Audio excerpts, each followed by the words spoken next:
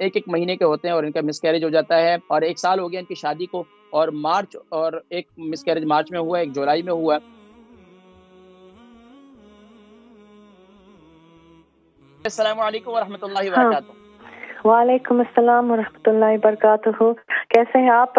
आपका प्रोग्राम में देखती हूँ और फ़ायदा भी हुआ है मुझे। अल्हम्दुलिल्लाह। नाम, उम्र, वज़न? हाँ, मैं नाज़िया बोल रही हूँ लंदन से। नाज़िया जी। उम्र, वज़न? उम्र 40, वज़न 80। जी, अब बताइए सवाल क्या है और आपको फ़ायदा किस अम, चीज़ में हुआ उसका भी बताइए।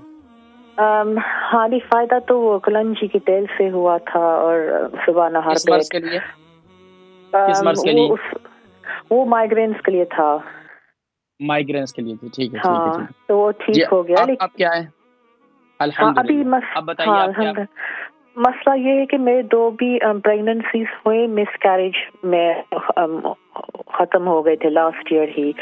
मसला ये है कि वो 1 महीने के होते हैं, उससे ज़्यादा फिर वो बढ़ते नहीं या एक्टोपिक हो जाती है। मुझे समझ में नहीं आ रहा, डॉक्टर ने कहा चांस की बात शादी को है। कितने साल हो गए?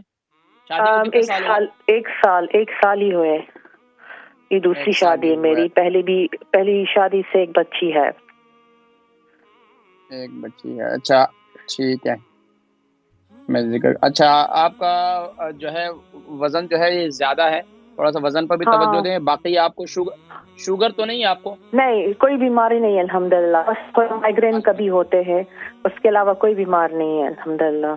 अच्छा, ये मिसकैरेज आपके 2 हुए हैं, ये कितने वक़्फ़े से हुए हैं? अम, अ, 1 साल के पिछले अंदर? साल 2। 1 साल के हाँ, अंदर? हाँ, एक मार्च में हुआ था और फिर जुलाई।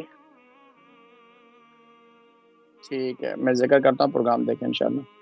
जज़ाकल्लाह खैर। अल्लाह कर अपनी दुआओं में याद रखें इंशाअल्लाह मेरी बहन। बहन नाज़िया 40 एज है और 80 केजी इनका वज़न है। एक नुस्खे के बारे में बतला रही थी कि अल्हम्दुलिल्लाह मुझे इससे फ़ायदा हुआ। अब इसके बाद पूछ रही हैं कि इनके 2 मिसकैरेज हो चुके हैं। यानी कि 1-1 महीने के होते हैं और इनका मिसकैरेज हो जाता है, और 1 साल हो गया इनकी शादी को, और एक मिसकैरेज मार्च में हुआ है, एक जुलाई में हुआ है। अल्लाह तबारक व तआला मेरी बहन आपकी दिली आरज़ू पूरा फ़रमाए और जो है आपको औलाद की नेमत नसीब फ़रमाए। देखिए, मिसकैरेज हो जाना, इसकी कई अलामात हैं, कई वजूहात हैं।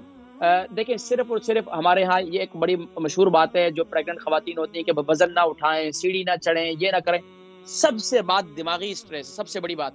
मेरे तजुर्बे की बात ये है कि सबसे बड़ी बात आपके दिमागी स्ट्रेस है। अपने दिमाग को रिलैक्स रखें।